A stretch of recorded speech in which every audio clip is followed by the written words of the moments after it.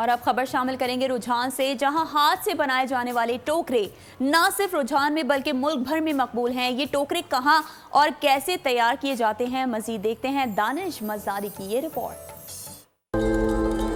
रुझान में लकड़ी की टोकरियां बनाने का रिवाज आज भी बरकरार है। कारीगर लकड़ी दरिया सिंध से काट कर लाते हैं, जिसके बाद लकड़ी को साफ किया जाता है, फिर टहनियों से टोकरियां बनाई जाती हैं। लकड़ी का टोकरा 200 से 400 रुपए में फरोख्त किया जाता है।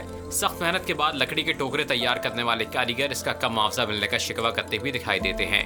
मेहनत करन 200-300 गिन देते तासा कुतलड़ी कपाने ने गरीब बंदे से रोजगार बंदे से निके बाल लई बंदे से ना।